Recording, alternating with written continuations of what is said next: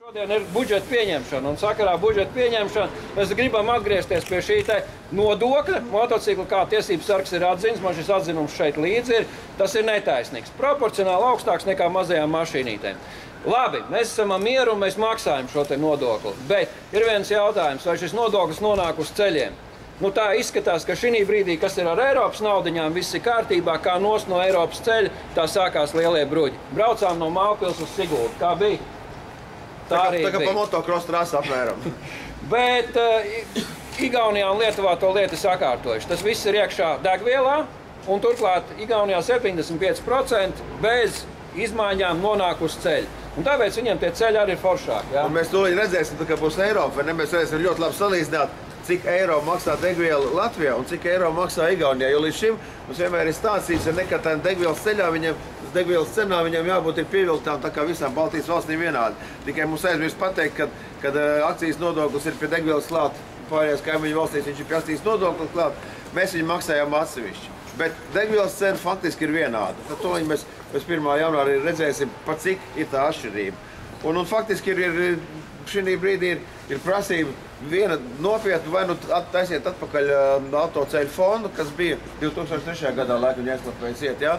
Vai arī liekiet klāt degvielu pie akcijas nodokļu, un tad mēs zinām, kad viņš tiešām no tās kabatiņas aiziet tajā nozarē, kas ir jāfinansē, respektīvi ceļu remontā. Turklāt to vajadzētu ietvert iekšā nemainīgi. Tātad, vai tie ir 75%, 80%, 65%, par to, lai lemj Saeimā. Bet, lai mums būtu pārskatāmā periodā saprotams, ka nauda nonāk uz ceļiem. Es varbūt īsās vārdos nolasīšu to petīciju, ko mēs esam sacerējuši un ko mēs nodosim finanšu ministram.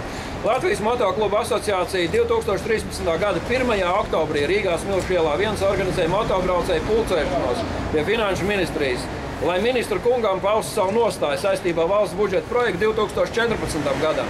MCA un Latvijas motociklisti pieprasa Latvijas Republikas Saeimai un valdībai pieņemt ilgtermiņa lēmumus attiecībā uz transporta nodevas un degvielas akcijas nodokļu iekasēšanu un izlietojumu, izvirzot sekojošas prasības. Pirmais.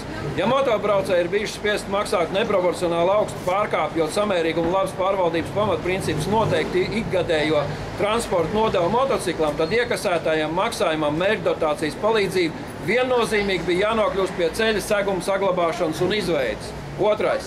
Degvielas akcijas iekasēto naudu novirzīt ne mazāk kā 75% apmērā ceļu infrastruktūras izveidēji un uzturēšanai, kā tas ir pārējās Baltijas valstīs. Iezīmēt un saglabāt ilgtermiņu finansējumu ceļu infrastruktūras izbūvēji uzturēšanai ar pārskatām plānu periodam 2014. 2024. Likvidēt ikgadējo transporta nodevas maksājumu, iekasējot attiecīgi finansējumu no degvielas akcijas nodokļa, veidojot principu, kas brauc un patērē degvielu, tas arī maksā par ceļu lietošanu.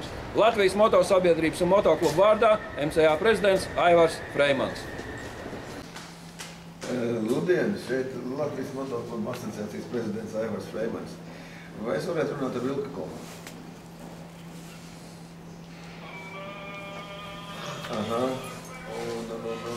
Kad mēs varētu mums sagatavot vēstulīt, kā mēs varētu nodot viņu?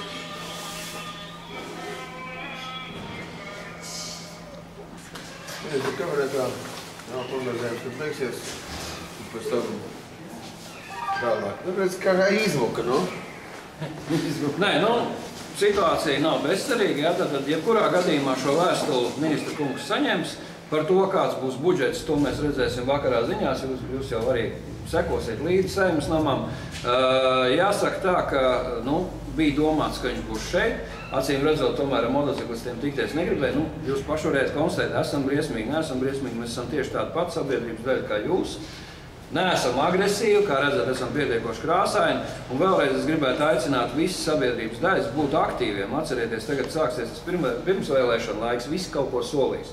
Un tas vienīgais, ko mēs varam darīt, mēs varam izspiest kaut ko kopējam labumam. Ja? Kopējiem ceļiem, kopējiem medicīnas pakalpojumiem, skolotājiem un būt tomēr iejūtīgi arī plānojot šo te valsts budžetu vienam pret otru un saprast, ka aiz cipariem stāv cilvēki, ka stāv gan šī ceļa, gan stāv šī te valsts. Ja?